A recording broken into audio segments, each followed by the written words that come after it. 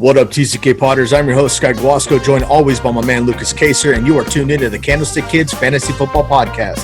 Please subscribe to our YouTube channel at the Candlestick Kids, leave a rate and review anywhere you're listening to your podcast, and follow us on IG at fantasyfootball_TCK Pod and on Twitter at TCK_pod. We've got a lot to cover, so let's get into it. Welcome back, TCK Potters. Sky and Lucas with you. Happy Tuesday. Hope you've had a wonderful weekend, and we're getting into another week. Mid-June already, man. We got the draft guide coming out in just 3 weeks. We're super stoked. We got a lot of opportunities coming down here, a lot of value for you within the draft guide.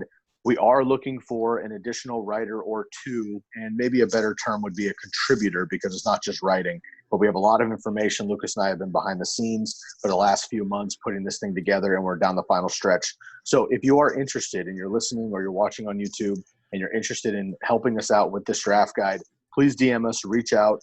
There's all sorts of different things that we have available for you to contribute to, and we would appreciate the help. We can offer you obviously the draft guide, the TCK draft guide. Of course, you will have full access to for free, and also it will guarantee you a spot in the TCK Listener League if you so choose to want to participate. So again, if you're interested in helping us out with the draft guide, please reach out to us, Lucas or myself, on Twitter, on Instagram. You know where to find us, and please let us know, and we will be in touch. A little house cleaning done there. Lucas, how you doing, my man? Mid-June already, bro. We're down the final stretch here. I'm doing good. Rankings are done, and I'm ready to maybe, show how we would evaluate some, I guess you could say round by round, obviously, for this episode, but just kind of how we evaluate fantasy in this episode. Yeah, I'm excited, man. We're going to break down the next couple of episodes. We're going to look at the current ADP. So, again, this is mid-June, so a lot of this is going to change for July and August getting into draft season. But we are looking at the current ADP. We are using Fantasy Football Calculator as our general kind of look in. Now, of course, many sites have a different ADP generator, right? CBS, Yahoo, ESPN, Fantasy Pros. Pro Football Focus. I mean, there's a million spots where you can find an ADP. So they're all going to be a little bit different. In my experience, most people use the Fantasy Football Calculator because it's kind of been around the longest and it's just easy to use. So we're going to use that in general. Obviously, if you're looking at ADP that's a little bit different, just cater our analysis to that. But we are using the Fantasy Football Calculator. Lucas and I are going through the top 8 rounds. This is round 1 through 8. We have all the positions on the board: quarterback, running backs, wide receiver, tight end. Defense and kickers are included in this ADP currently to really get an accurate look in. We are doing 12-team full PPR. We have it set at single quarterback, so we do not have super flex ADP going on in here. Obviously, that would be a ton of quarterbacks in the first couple rounds. We're not going to do that because most people, I think, still do a single quarterback, so we're going to run that way. But regular PPR. And what we're going to do is we're going to each run through each round, and Lucas and I are both going to give our favorite pick in that round, our favorite player. Maybe it's the best value, maybe it's the best talent, maybe it's the best position, whatever it is. We're going to go through each round 1 through 8 in this episode. Next episode, we're going to do 9 through 16 for the best late round picks. And then on Thursday and Tuesday of next week, we're actually going to do the same thing, but the worst picks, or maybe our least favorable picks in those particular rounds. So it's a lot going on, but follow with us here. We'll start in the first round, man. We'll kick it right off the bat. Now, we excluded CMC and Saquon out of this for obvious reasons. We both would love to have both of those guys on every single team, but that's just not realistic. So let's start at the 3rd pick and go back through 12. Let's go with the first round. Obviously, that is CMC, Saquon, Kamara, Thomas, Henry, Elliott, Mixon, Drake, Cook, Hopkins, Adams, and Tyreek Hill. Right now, current ADP and full PPR in the first round. Lucas, who do you prefer to have in that group currently? Yeah, so obviously, like you said, the best pick by far is CMC. I know we've touched on that in our rankings. So I have Dalvin Cook all the way down here at the 109. And this is solely based off the fact that he's at the 109 due to the news that broke. But I guess the way I evaluate stuff is I look into more so the conceptual stuff behind it. And his contract follows, since the CBA got changed this year, the new rules for running backs to hold out is virtually impossible due to we've seen like one each of the last 3 years try and hold out.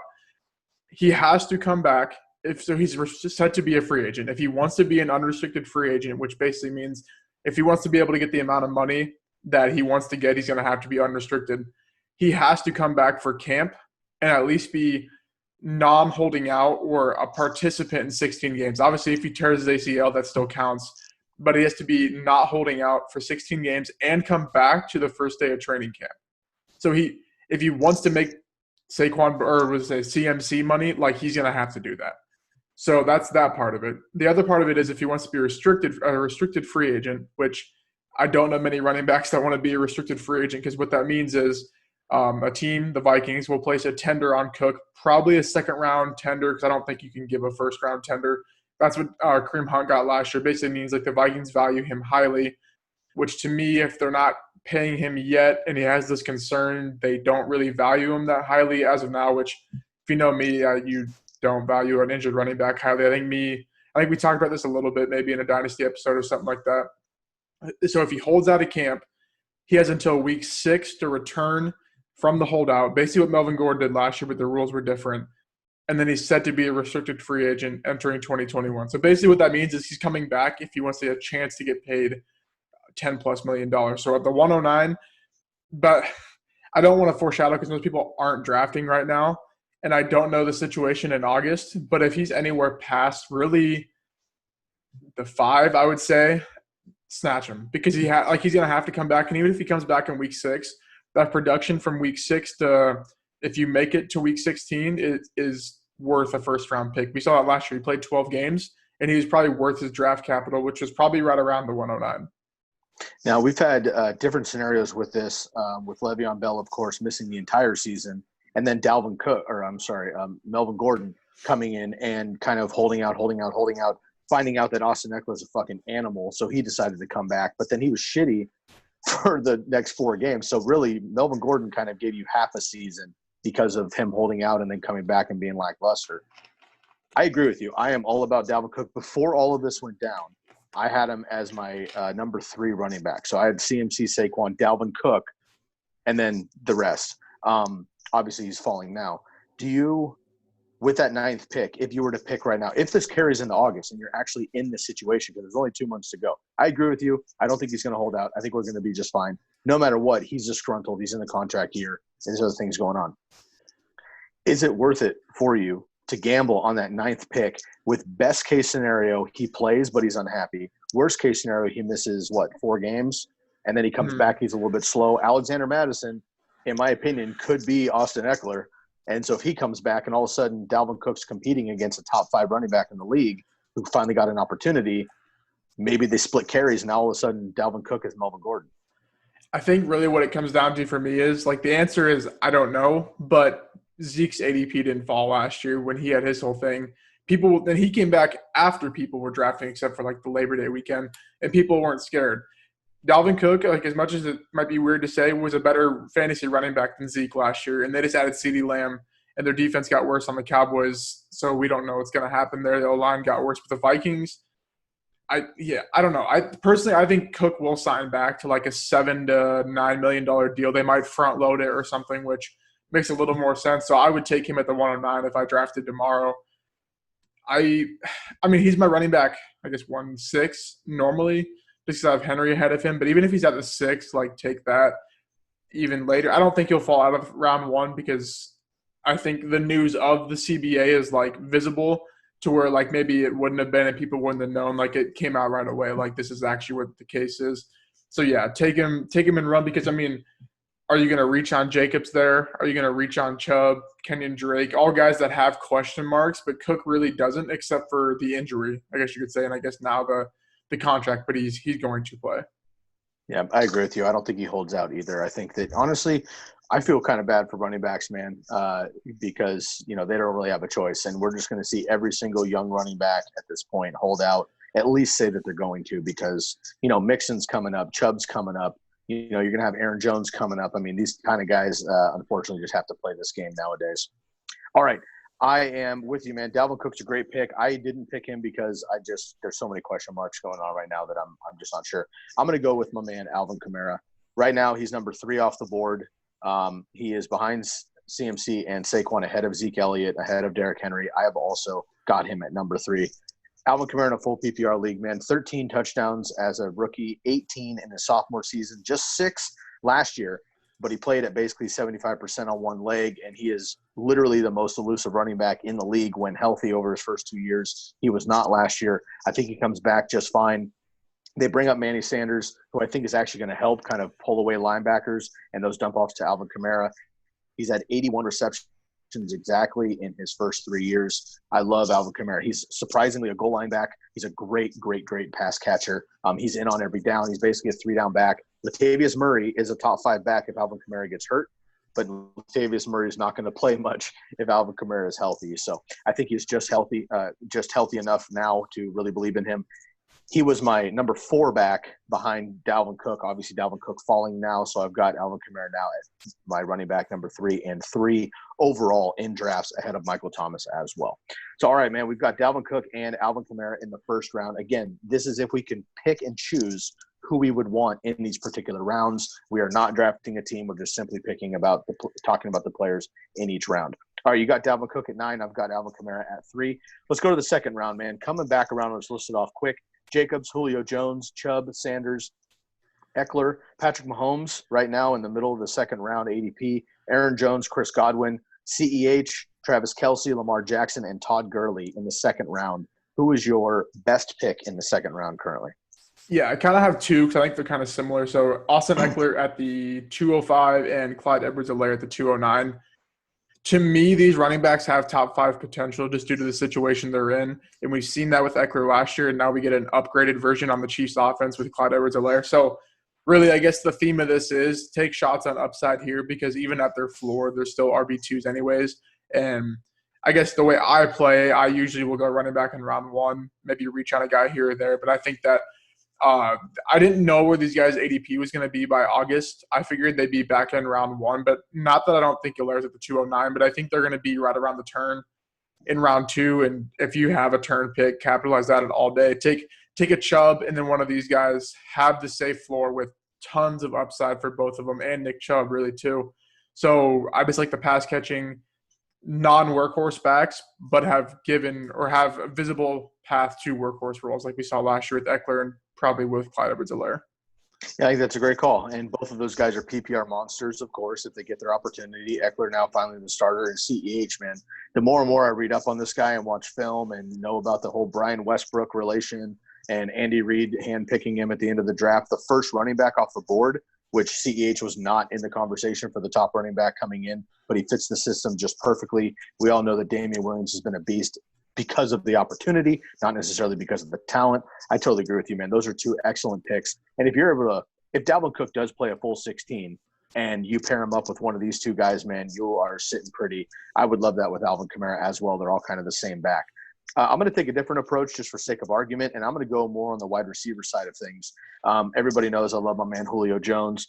He's going as the second pick in the second round. I think that is legit in home leagues, like standard regular person leagues that you and I play in, the more the kind of analyst leagues, if you will. I think Julio starts to fall because of the age and the question mark of Ridley and all this shit. So I think you even get better value in the more kind of experienced leagues. But in a home league at the second pick, I love Julio Jones. However, I'm going to dial it back a little bit, and Chris Godwin is sitting here at the end of the second round. Now, again, in the analyst leagues that you and I play in, I think he and Julio are switched. But in home leagues and what people are really dealing with current regular ADP, you're going to get Godwin at the middle to the back end of the second round. In my opinion, it's a steal. He's a number 1 receiver. I know that Evans is also, but I think Chris Godwin is legit a number 1 receiver in the league. Tom Brady is going to load him up. Arians is going to load him up. He's got the touchdown upside. He's got the big playability upside. He's got the PPR upside where he could catch at least 100 balls and get over 1,300 yards and double-digit touchdowns. So not Julio upside like 300 yards per game upside, but he does have 120 yards per game with 8 to 10 catches every single week with a touchdown or 2. And we know that the Bucs obviously trust him. So I love Chris Godwin, man, and to get this value here at the back of the second round, I think would be great. So if I were able to team up an Alvin Kamara and a Chris Godwin around pretty much the same pick here, I would be absolutely thrilled. So you're going to go with Austin Ekeler and CEH and stick with that PPR juggernaut running back. Great call. I'm actually going to go on the wide receiver tip and make sure I'm balanced in the first 2 rounds with Julio Jones, but also Chris Godwin. And I think if I had to pick one or the other, I think I would go Chris Godwin as much as I love my man, Julio Jones. All right, let's dive into the third round here. Coming back around on the corner, we have Evans, Golladay, Fournette, Kittle, Melvin Gordon, Thielen, David Johnson, middle of the third round. We got to talk about that. Le'Veon Bell, middle of the third round. We got to talk about that. Amari Cooper, your boy Odell Beckham, James Conner, pretty high as well, and Cooper Kupp. I think a lot of great floors, a few upsides, but a lot of question marks here in this third round. What are you feeling? Yes, my favorite pick here at the 310 is Odell. No, just kidding. It's not Odell. It makes sense. It makes sense. I didn't pick it because I knew you would. 3-6, Adam Thielen. I know if you listen to the wide receiver rankings video, the opportunities there, the talent's there. We've seen it before. If you go back and listen, basically, if you want the brief version, it was people are thinking that he's going to be injured, which, yeah, he got injured 1 year. The two prior seasons, he played 16 games, finished as wide receiver 7, wide receiver 8. Now probably his only reason for not being a top 5 fantasy wide receiver is gone.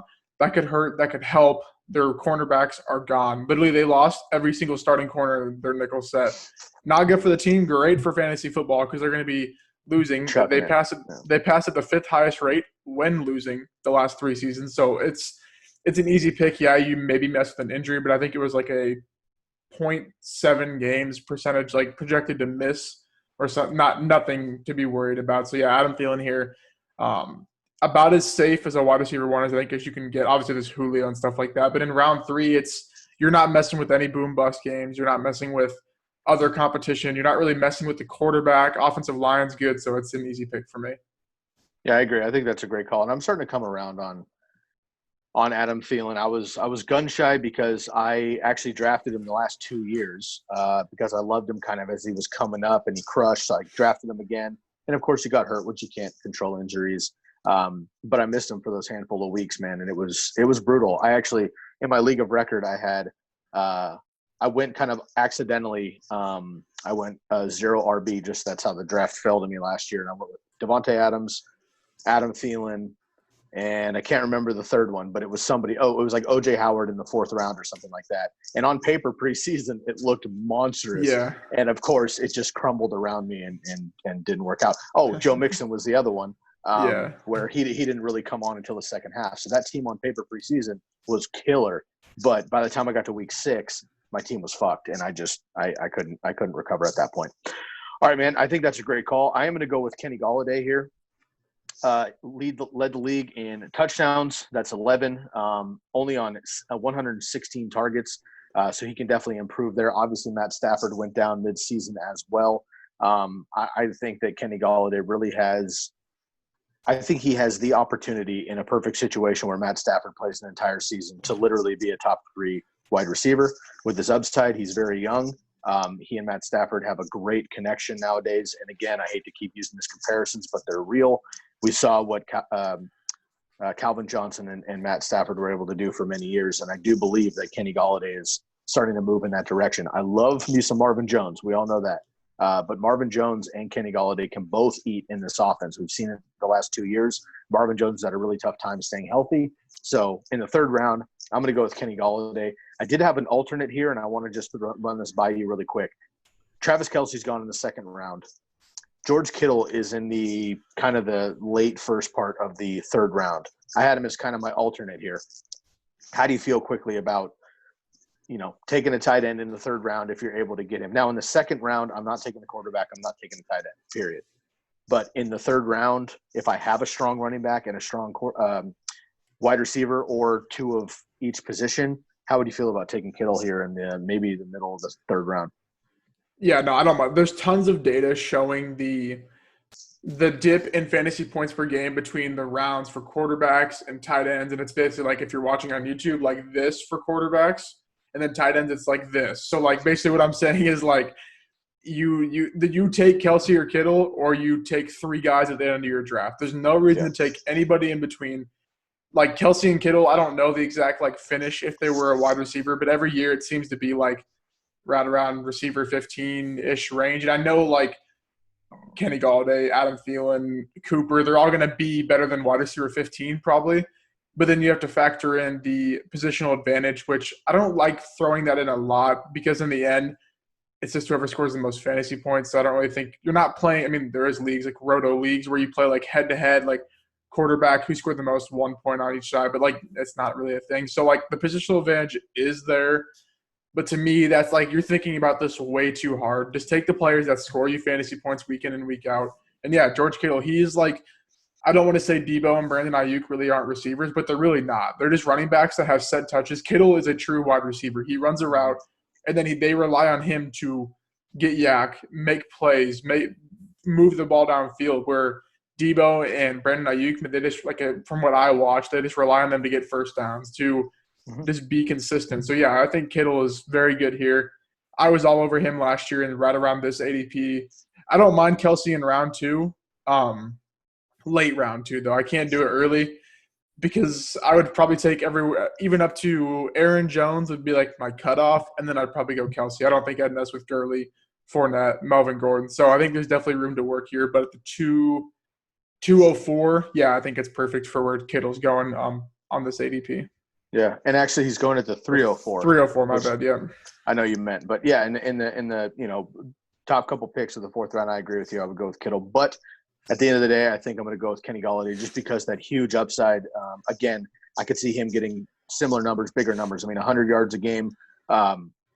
He almost averaged a touchdown a game, and obviously he's a huge target. He also led the league in red zone targets the year before that, so they're obviously gunning for him down there. So like that with Kenny Golladay, and you went with Adam Thielen. So 2 receivers in the 3rd round. Let's go to the 4th round here. Coming around the corner, Allen Robinson, JuJu, Carson, DJ Moore, Calvin Ridley, Singletary, Jonathan Taylor, David Montgomery, Raheem Mostert, all the way up in the 4th round. Robert Woods, A.J. Brown, and DK Metcalf. So 2 big-time sophomore wide receivers there on the back end. And then, 2 should be wide receiver 1s in the front end there. How do you feel about round 4? Yeah, this is the round where, like, I will go wide receiver every single draft because this is where, I could pick 7 guys here that I think are great picks. To me, it's Calvin Ridley at the 405 with the alternate Robert Woods. I have Ridley ranked probably super, super high compared to everyone else. And if you listen to the wide receiver rankings, you know why. Vacated production, talent, pass-heavy offense, lack of defensive strength, you could say. And I can comp it to the Chris Godwin situation because that was exactly why Chris Godwin was going in the 4th and 5th round last year, and he broke out. He's a good football player, but he broke out due to the opportunity there. And then Robert Woods, for some reason, people don't like to think he's a good receiver. He is. He last year just started slow, then finished like literally as a top 12 wide receiver. Someone has to take the Brandon Cooks role, and I don't think 5'10" Cooper Kupp or slot receiver Van Jefferson are going to take it. And I think it's going to be all Woods' role. So I like those 2 guys there as. Most of my drafts, I'm probably coming out with them as my wide receiver 1. But if they're your 2 or your flex, like, watch out. You're gonna be firing at all cylinders starting the year. It's crazy, man. You and I did the tight end premium mock draft on Sleeper last week with a bunch of our homies, and everybody in that particular draft, does this consistently like you and I do. And it was stupid the amount of running backs that came off.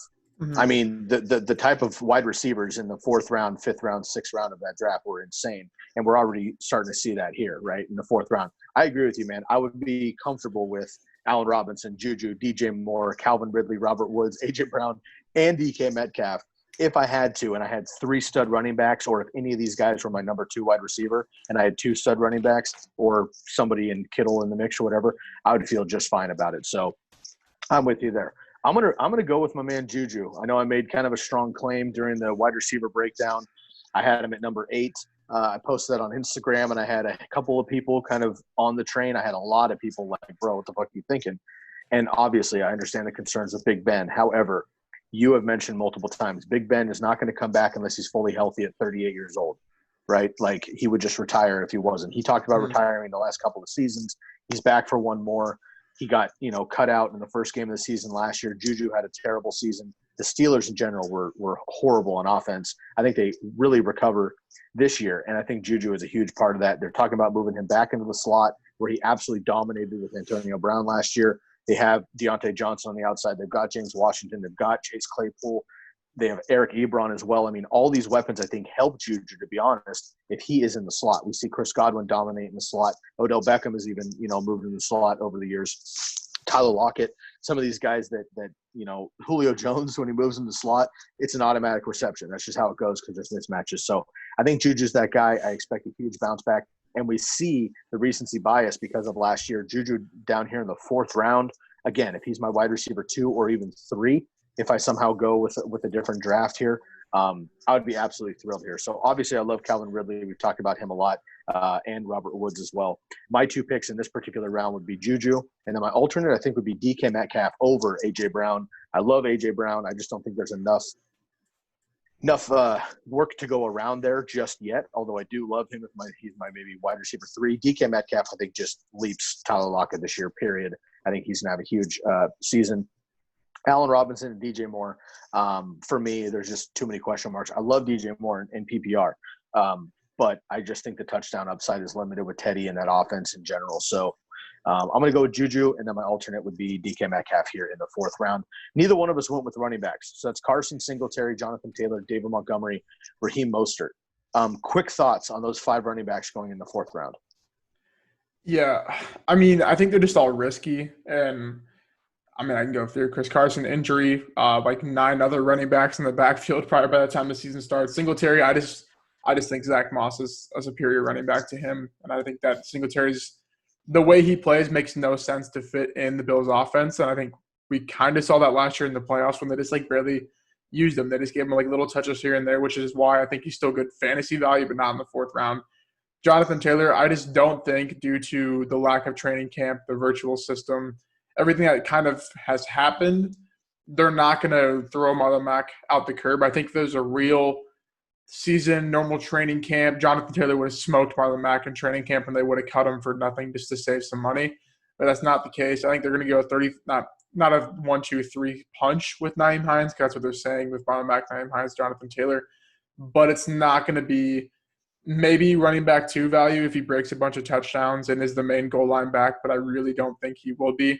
Montgomery, as much as I think he's going to bounce back and I think he's a good pick, I don't think it's the best pick in the draft, you could say, staying on title with the podcast. And then Raheem Mostert, I know we both like him, but he didn't start a single game last year. He didn't start any of the playoff games. I'll have a chart in the draft guide with the whole teammate battles thing, breaking down each game for all 4 running backs, and then adding in Jerick McKinnon now too. So we'll see how that all plays out. So really, I guess what I'm saying is take the proven wide receiver 1.5 so that are on the turn of 12 to 15 range, because in the end those are a 3-point gap anyway. So they're basically all wide receiver 1s, and just prioritize running backs earlier. Yeah, I like that. And actually, I like some of these. I like Chris Carson overall. I like Jonathan Taylor, obviously, with the upside. I like Demon, and I like Mostert.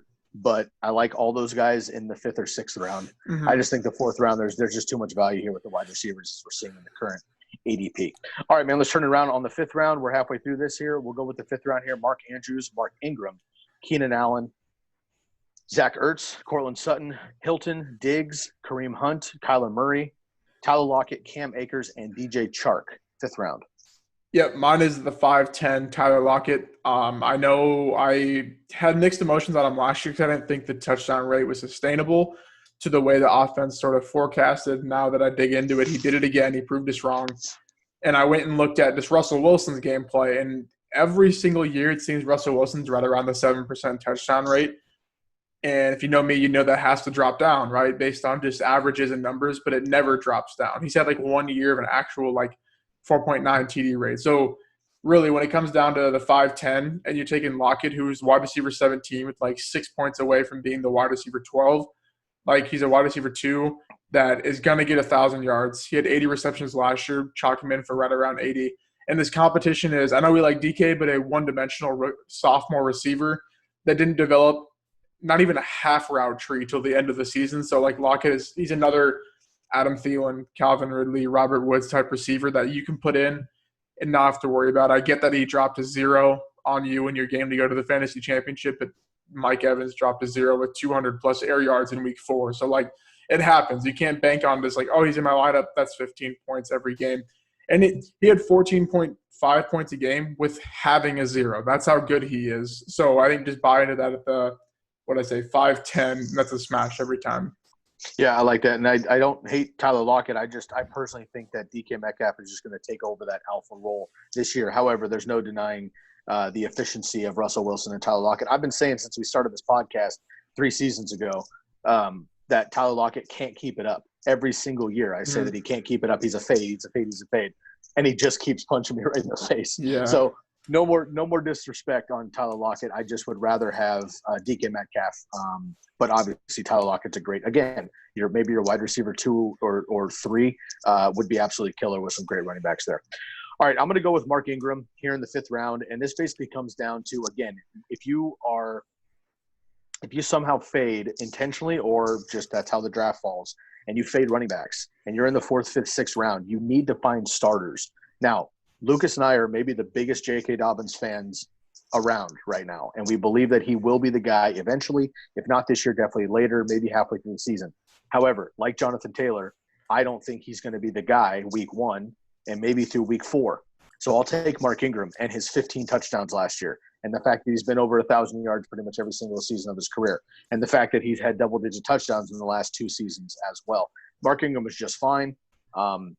I do believe that, again, they're going to ride him until his body gives up or his production gives up. I don't think either one of those things happen within the first couple of weeks other than a fluke injury. So in the 5th round, I think that I'm thinking to myself through a draft, I've either gone running back, receiver, or receiver, running back or something, or I've got a tight end in the mix. And Mark Ingram would be a great RB2 at worst, or even an RB3 or 4, depending on how you draft. So I think that's a good smash there. My alternate in this round would be a different either a tight end or a quarterback. Okay, so I'm not about quarterback or tight end, as I mentioned, the 2nd round, maybe Kittle in the 3rd. But I'm looking here at Kyler Murray actually going ahead of Dak Prescott, Russell Wilson, and Deshaun Watson in current ADP. He's in the 5th round here. If you're in any sort of bonus leagues or 4-point touchdown pass leagues where Kyler Murray and guys that run get that advantage, him in the 5th round here, if you have 2 solid running backs, 2 solid wide receivers, or a big-time tight end, I think he would be a nice little alternate here. Also, same discussion with Zach Ertz and Mark Andrews, where you lock up that tight end as well, and that's a onesie position in this draft. So you basically just forget about that for the rest of your draft. So if you're good at running back, you're good at receiver, and you're looking to fill one of these top-end guys before you start dropping in tiers, Kyler Murray I think would be great in the 5th, or even Zach Ertz or Mark Andrews. And, of course, we talked about the tight ends in depth on our last episode when we went through the tight end premium draft. So just want to think of, different mindsets here a little bit. So for me, it's Mark Ingram at it would be 5'2". You have 5'10" for Tyler Lockett. I would also throw in Kyler Murray or the tight end Zach Ertz or Mark Andrews. All right, man, 6th round. We are going this way. All right, we're coming back around here. Let's look at Deebo Samuel, Terry McLaurin, Darren Waller, Dak Prescott, DeAndre Swift, A.J. Green, Russell Wilson, Devontae Parker, Marquise Brown, Deshaun Watson, Darius Geis, and Jarvis Landry in round 6. Yeah, this one is pretty easy. To me, it's Jarvis Landry at the 6'12". I honorable mention Marquise Brown if you can afford to take the risk that is there. But Jarvis Landry was wide receiver 14 last year, and I read that, and I was like, wait, what the heck? Is that actually true? And full-point PPR, obviously. I have touched on it with the whole Odell situation and now applying that to Landry. Adam Thielen played the slot for the Vikings, right? Everyone knows that. Landry plays the slot for the Browns. Landry constantly finishes better than Odell, finishes better than – really, he's constantly the best receiver on this team, a team that's going to utilize the short game, the slot. And Landry is going three rounds less than him. I don't know how many picks that is, 30 picks. I just don't see why you would even want to reach on that. The only concern is he did have surgery back in March or February, but we haven't heard anything bad. So to me, that means he's going to be fine. It wasn't a surgery and hopefully you're ready to go by the time the season starts. But he's just another PPR guy that if he's your flex that constantly gets you 10 to 11 points a game, it's perfect. I know people harp on the whole upside thing, and I don't want to finish 5th in my league, but what does that mean? I hate when people say that because what does that truly actually mean? Because if you're getting your wide receiver 3 to finish at PPR receiver 14, isn't that upside to me? Isn't that what's going to get you winning your league not finishing fifth place because in the end, like I said, you're just trying to score more points than the person you're playing. You can't control what they score, but you can control what you score by how you draft your team. Dude, that's perfect. And again, you and I try, we talk through these episodes to make sure that we're on the same page with what we're going to do and share spreadsheets, of course, like everybody else. But on particular episodes like this one, we purposely did not talk about who our picks were going to be so that we see if we're on the same page. And actually, so far throughout this entire first 5 rounds, we have not had the same pick. This round, I agree with you. I'm with Jarvis Landry as well. My honorable mention would be Dak Prescott. Again, same thing. If you have the bulk of the rest of your roster signed up with 2 or 3 guys in this position, I think Dak Prescott with all his weapons in this offense, I think can just literally be the number one if Mahomes or Lamar take a step back. So Dak Prescott would be my honorable mention. However, let's talk about Jarvis Landry some more here. We are, I've been locking up our player profiles and our team outlook breakdowns that you can find in the draft guide coming up July 6th. And I just finished up the Browns. And I was really surprised, actually, man, because I know we talk a lot of shit, you and I, on the podcast about Odell and everything else. And it's mostly just tongue-in-cheek fun. But I really dove into this for this player profile. And it was interesting because you're absolutely right. The last couple of seasons, Jarvis Landry has legit been better than Odell Beckham. He doesn't have the flash. He doesn't have the mouthpiece. But he definitely has the same swagger. And obviously those guys were, BFFs in real life and teammates and whatever at LSU and stuff. So I really broke it down. Jarvis Landry, 564 career receptions are the most by any player over their first 6 seasons. He's never missed a game. I love that. The durability there. He's never missed a game in his 6-year career. He talked about the ADP, and we talked about the finish. I broke down the ADP since he came in the league in 2014, his ADP going into that draft season, and what his actual finish was. And I was very surprised. Let me just run this down real quick. 2014, he was a rookie. He did not have an ADP. At least that was listed because he was just kind of unknown. Finished as the wide receiver 31. Now, again, this is 4 years of the Browns being absolutely horrendous. Mind you, he was in Miami, of course, for 4 years as well with kind of Tannehill and a bunch of other goofs. So 2014, no ADP, finishes wide receiver 31. 2015, he gets the respect. He gets the ADP 17, pretty solid. Finishes the wide receiver 9. 2016, ADP 15, wide receiver 13. 2017, ADP number 29. Somehow he falls off. Finishes as the wide receiver 5 in 2017. 2018, ADP 17. That was the only year that he finished under that and was by 1 spot, wide receiver 18. Last year, ADP 28, finishes the wide receiver 12. So every single season, he's basically been in that back end wide receiver 2 ADP, and he finishes as either a front end wide receiver 2 or a back end wide receiver 1. So Jarvis Landry, absolutely stellar. I'm with you. He's not sexy in that, he's going to score a bunch of touchdowns per se. However, another interesting stat that I found is, granted, he has played 2 more seasons than Michael Thomas and Tyreek Hill. However, both of those guys, would you agree, are definitely the alpha wide receiver 1s on their respective teams, correct? Yeah, yep. And Jarvis Landry is not, correct? And really never has been. No, he's just he's been like a 1B. He's the second tier. Yeah. Okay, cool. So he has 32 career touchdowns, Jarvis Landry does. That is more so far than Michael Thomas and Tyreek Hill both. Now, again, he's played 2 more seasons, but they play different roles, more dominant roles with Tyreek Hill and Michael Thomas. So I thought that was very interesting that he is up there with the big dogs as far as the touchdowns. So he does score touchdowns, and I think he just kind of is a non-sexy, better version at this point of a Julian Edelman. And all of us were kind of worried about Julian Edelman, but he gets you that, again, wide receiver 12 by the end of the year. You're getting that kind of value in the 6th round where you have 3 stud running backs, 2 stud wide receivers, and Jarvis Landry is your 3rd guy in a PPR league. I've never been a huge Jarvis Landry guy, just because, again, I thought the floor was always like his max. But he's just so consistent. He's so dialed up. He and Baker Mayfield, I think, are really dialed in right now. And if Odell doesn't get his shit together again, it's going to be Jarvis Landry for the 3rd year in a row. So I'm with you, man. In the back of the 6th round, I'm going to go with Jarvis Landry as well with an alternate of Dak Prescott.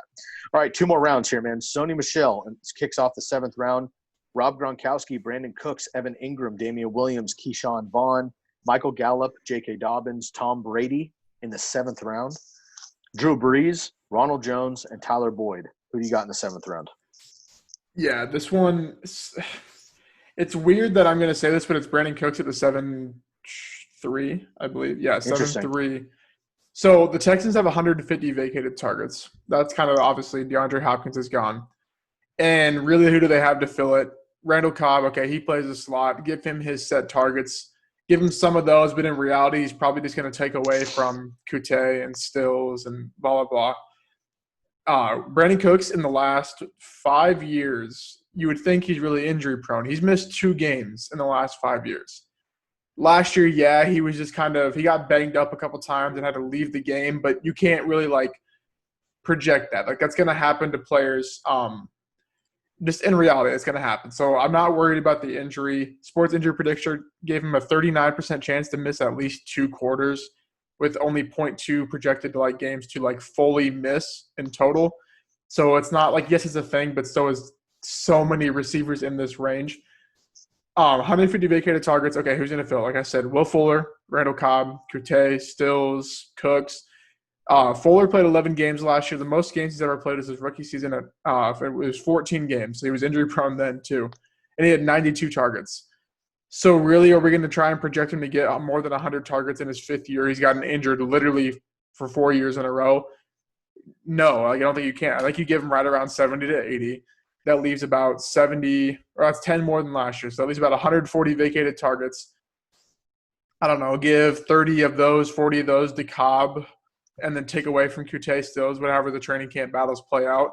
And Cooks is sitting there with 72 targets last year and over 110 the last 4 years prior to that. He's a good football player, downfield stretcher. I don't see an alpha on this team, and no one else does, because I think Cooks is an injury-prone receiver. Just throw him away. But in reality, when I look at it, it's kind of it's there for the taking in the 7th round. Someone has to win the job, or else this team is going to suck. And we all know this team every year somehow finishes 9-7, all the way up to 11-5. Because Deshaun Watson's fucking phenomenal. Yeah, and he's going to have to throw it to someone. So I'm going to buy into the guy that concussions are a thing, but that's the thing with there's so many injury-prone players, and everyone goes off how many total games they played. The argument for Odell was he didn't play. He only played 14 games. Well, only one receiver in the top 25 played 16 games. So that's not an argument anyways anymore. Players do load management. Players get hurt. So just take the upside of Cooks to finish back as a wide receiver, at least 2, if he just plays full 16 with the Texans, because we know Will Fuller is not playing a full 16. We know Cobb is just going to be a target hog, and then Kute and Stills. My thinking is they would have done it by now with the opportunity they had last year, and as long as they've been in the league. And they went out and they took on Brandon Cooks' contract for a reason. They didn't just get rid of Nuke and say, all right, we'll just give you our 2nd-round pick to take on a more expensive contract for a guy we're not going to use. So it's weird to say, but I think he'll be a good probably I don't know if it's the best pick in this round, but I think he'll stay right around here the whole summer. So he's a good guy that you could take a shot on him as the way I play it, probably my wide receiver 2, my flex, but in reality, that's pretty good value, taking a shot on a potential back-end wide receiver 1, I think. 1,000-yard receiver pretty much every single season that he's been healthy, man. Brandon Cook should be just fine. I'm with you. It's interesting that he keeps moving teams because there's it's the money or the situation, whatever. But he's still a young talent, and I like that pick a lot there. I'm going to ride my boy Michael Gallup, man. I know he has been completely thrown in the trash here because of the CeeDee Lamb situation. But here's the reality. Michael Gallup, first of all, had a huge Week 17 when Amari Cooper was out. Amari Cooper's not going to be in Dallas next year. I just believe that. So it's in the Cowboys' best interest to really see what's up with Michael Gallup. And I think Dak knows that as well, as Dak is still kind of playing for his situation. So the concern is that with CeeDee Lamb coming in, he's going to take Michael Gallup's targets. Now, that just isn't valid, in my opinion. Mm-hmm. You just talked about Randall Cobb. You mentioned him. So he moves over to Houston. Randall Cobb was the slot receiver last year in Dallas. CeeDee Lamb now comes in to be Randall Cobb, essentially, and run the slot, I would imagine, or that's Michael Gallup. Either way, they run the slot. And the slot position, Randall Cobb last year had 83 targets alone. 83 targets alone. Michael Gallup had 112, and Amari Cooper had 119. We just mentioned on the previous episode with Blake Jarwin, who's another one of my boys. We'll talk about him later on. The tight end position last year for Dallas had 124 targets. There's plenty to go around in this offense, not to mention all of Zeke Elliott's rushing ability. The Cowboys run a lot of plays, okay? They're going to have the ball a lot, and they're going to score a lot. And I'm not concerned about Randall or CeeDee Lamb coming in as a rookie in year one with not an off season to really connect with Randall Cobb or Dak Prescott, excuse me, and just take over Michael Gallup's position. People are talking right now like Michael Gallup is just fucking vanishing as like not a receiver anymore in this offense. And frankly, I think that's bullshit. So I'm going to stick with Michael Gallup. In the 7th round, I mean, just 2 months ago, we were drafting Michael Gallup in like the 4th round because we saw what he can do. We know that he's going to be a beast and potentially be the number 1 next year if Amari Cooper moves on. So for me, getting Michael Gallup now at the value of the middle of the 7th round, in my opinion, is a steal. I'm going to ride him as my wide receiver, 3 at this point. And if Amari gets hurt, which he's had injury trouble over his career, and it's Michael Gallup and CeeDee Lamb all of a sudden, Michael Gallup could potentially have, 180 targets or something ridiculous and just, I think, get absolutely insane. So Michael Gallup is my guy in the 7th. And then I just want to throw this in there. My alternate in this range would be J.K. Dobbins, who is starting to climb. I know that he's maybe you and my favorite, rookie running back this particular season outside of CEH because of the opportunity that should eventually get to him and Jonathan Taylor with the wishy situation with the Colts. But I mentioned in my Ravens article, which I wrote as well, that if I get Mark Ingram, which I just said that I would in the 5th round, if I get Mark Ingram, I'm going to reach for J.K. Dobbins in the 7th, which might look weird on paper and look weird on draft day to get 2 of the same teammates in the 5th and the 7th round because you're only playing 1 at a time. But the reality is if Mark Ingram's Mark Ingram, then I just waste a pick on J.K. Dobbins. No big deal.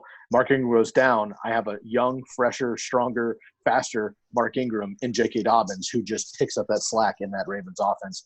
I feel good about it. So I'm going to go with Michael Gallup at 7-6 and J.K. Dobbins right after him at the next pick, 7-8. So I like those 2 picks there. You went with Brandon Cooks. All right, man, we have 1 round left. Let's get into it. And 8th round here.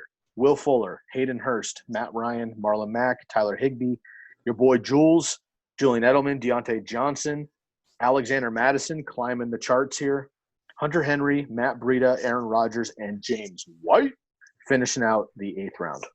Well, I mean, my pick's super easy. It's Edelman all day. So I don't need to give my reasoning why for some of the wide receiver rankings. Yet again, people are way too low, and I think my ranking is too low at 16. I touched upon why the departure of a below-average quarterback the last 2 seasons does not influence the number 1 receiver on the team. So I won't even talk about him. I think my other one is Madison, and I think I would take him all the way up to the 6th round, not based on the fact that he's going to be the workhorse, but based on the fact that my injury concerns are still valid. The percentage re-injury chance, the history does not go away because he wants a new contract. They're all still there. And if the Vikings are just like, screw you, we don't want you here, then Madison is the workhorse. I think what we'll see in terms of an ADP rise is kind of what Pollard was. Pollard was like in the 10th round just because he was a handcuff. And then he went all the way up to like round 5, 6. And like the initial reaction might be that's way too early of a pick. But if you kind of look at it, we'll say he goes to round 6. Would you rather have Jarvis Landry or Julian Edelman? Or would you rather have Marquise Brown or Will Fuller? You know what I'm saying? So, like, the difference between what receiver you might take there compared to would you rather have Alexander Madison or Marlon Mack, Matt Breida, like stuff like that. So I think when that ADP does jump, don't jump completely off the train. Look at why you might and then really think if you will. Like Pollard last year, I was all over him in the 6th round, the 7th round because the CBA rules weren't there. The Cowboys were in a money situation. They ended up paying him. Or I guess the Gurley one was a good one last year. Once people realized Gurley's knee issue was legit, Henderson was like a 6th round pick. That's another one where like, yeah, take that every time because that is there. But then in reality, I know we touched on Dalvin Cook. I don't think Madison's the workhorse, but still, if you're getting a RB1 workhorse handcuff in round 6, it's well worth it instead of getting Hollywood Brown versus Will Fuller or something like that. And of course, it all comes down to the situation. Obviously, I mean, if there was no contract issue, right, and it was just regular Dalvin Cook, I know we have the knee injuries, but he looked great down the stretch last year, whatever, and there was no contract issue, we would not be talking about Alexander Madison in the 8th round. You and I both love him, but I think it's more like a 10th round general handcuff area. But this particular situation at the time of this podcast is serious. Dalvin Cook could hold out, even if you get Alexander Madison. for 4 games as the starter, just 4 games as the starter, then he's your backup, you're still getting a top 5 running back in the 8th round, which is silly. So why not? At this point in your draft, you're obviously looking for the upside. You're looking for the value. You're looking for all these things. But again, I look in the 8th round, like I would definitely want him over Marlon Mack, although I do like Marlon Mack, but he doesn't have the ceiling that Alexander Madison would. The tight ends, I'm going to pass for this. The quarterbacks, I'm going to pass. My guy is James White, who we all know that I love. But again, the upside of James White is not what Alexander Madison would be. James White just gives me a really basic, great flex RB4 floor with his PPR ability. And we know that over the breadth of their career, James White and Julian Edelman have both skyrocketed when Rob Gronkowski's been out of the lineup for the Patriots. Well, clearly that's the case because now he's in Tampa Bay. Now, Tom Brady is also in Tampa Bay, but I think that the offense for Bill Belichick and McDaniels remains the same. James White and Julian Edelman are that offense. So in my opinion, if you go with Edelman and I go with James White in the 8th round together with both Patriots, I think we'd be fine. We're bringing up Madison, of course, because of the Cook situation, which I totally agree with. But for me, I'm going to go with James White just because I think it's a more realistic situation when all this is said and done. But getting James White, in my opinion, in the 8th round is a steal. Because even if he's your RB3 or your flex you're playing every week, great. I mean, he's got a 15-point floor, and he could score 2 or 3 touchdowns any given week, which he seems to do. He also runs the ball, and I just don't believe in Sony Michel outside of just strictly getting the work. So I'm going to go with James White. You're going to go with Julian Edelman, and we'll both maybe have the alternate of Alexander Madison, if that's fair. I like that a lot. So that basically rounds out. Why don't you run through, again, rounds 1 through 8, run through your picks, and I will do the same thing. And, again, this is not drafting a team. We are not mock drafting at all. We are simply looking at the current ADP for 12-team full PPR leagues, and we're hand-picking our favorite pick individually in that particular round. So, Lucas, 1 through 8, who would you choose if you could in each round? Yep. So Dalvin Cook, 109, I believe. Austin Ekeler, CEH, basically just a PPR machine with the path to a wider RB1 or a workhorse. Adam Thielen, safe receiver. Calvin Ridley, Robert Woods, safe receiver. Tyler Lockett, safe receiver. Hollywood, I had an honorable mention. I kind of pivoted. Jarvis Landry, safe receiver. Tyler Lockett, safe receiver. Brandon Cooks, huge upside, but in reality, I still think he's safe too. People are just over-exaggerating it. And then Edelman or Madison, a combination of really both upside. I'll have a piece in the draft guide that I've started to work on, like what is upside? Because I think for some reason the whole I don't want to finish 5th is like a thing this year. Like I see like multiple people talking about it, and it just confuses me as to why that is. Because like I think some people are talking about best ball, and obviously that's the case. You want to go all out for best ball because if you finish first, you win. Second through 90th, however many teams there are, you lose. So I'll have a piece on there like what really is upside in comparison to building a team. But I think you kind of got the point of how I sort of broke it down in the podcast. Yeah, I think that's a great call. My 8 picks here, round 1, Alvin Kamara, 3rd overall. I had him just behind Dalvin Cook, but now, of course, with Dalvin Cook, everything going on, I've dropped Dalvin Cook, obviously, and Alvin Kamara now is my 3rd player off the board, leapfrogging his teammate, Michael Thomas. So I go CMC, Saquon, Alvin Kamara, number 3 overall. I'll take Alvin Kamara in the 1st round all day long. In the 2nd round, I went with Chris Godwin, also with an alternate of Julio Jones. In the 3rd round, Kenny Golladay, alternate George Kittle. 4th round, JuJu Smith-Schuster. That's my man. Alternate, probably DK Metcalf maybe. I love Robert Woods and Calvin Ridley there. I don't think you can go wrong, as Lucas said, with the wide receiver options in the 4th round there. In the 5th round, Mark Ingram, just to solidify my RB2, RB3 role. I like that a lot. And then maybe if you were to go with a quarterback or a tight end, we're looking at Kyler Murray. Love that. Zach Ertz or Mark Andrews in the 5th round. I'm good with all those guys. 6th round, Jarvis Landry as well. It's the one that we agree on, I think, throughout the draft. And Dak Prescott as my alternate there as well. 7th round, I'm going to go with Michael Gallup. I just don't believe CeeDee Lamb's going to come in and take over. Even if he is, there's 83 targets for CeeDee Lamb ready to go. That's great for a rookie. I think Michael Gallup stays at about 120. He should get his work, no problem. And then J.K. Dobbins, obviously my alternate if I get Mark Ingram there with the upside. similar to Alexander Madison in the 8th round and my man James White, because we got to stay on brand. And I love my man with the checkdowns. I think he's going to be just fine. And in the 8th round as an RB4 potentially on your team, I think that's an absolute steal. All right, man, that was fun. The top 8 rounds for current ADP. On the next episode, we're going to do rounds 9 through 16 tomorrow. And we're going to do the same thing, but for rounds 9 through 16, we're going to start adding in more quarterbacks, more tight ends. Defenses and kickers are a part of this conversation in the later rounds because while I know that kickers for sure, but defenses are getting faded out as well in a lot of leagues, they are still part of a lot of general home leagues. So those of you in standard work leagues, family leagues, friend leagues, whatever, you're going to be playing with defensive kickers. So we'll be going over those as well. All right, man, let's get out of here. Why don't you give us a brief heads up again? We got the draft guide coming out in just 3 weeks, man. Let us know what to preview quick, and then I will get us out of here. Yep, we will be sending out the link this week. We probably should have touched on that at the beginning. I kind of forgot. To set up pre-order, you won't have to pay at the pre-order time. You can if you want, but that's not a requirement. It'll be pretty simple. It's a Google form. Just get your email pretty much, and then we'll email you with, or I guess Twitter or whatever we put on there so we can contact you to set up how you're going to pay, when you're going to get access, all that stuff. So basically, Google form, fill that out. If you're interested, we'll have the tier breakdowns. The listener league will be attached to one of them, et cetera. So just look for that link.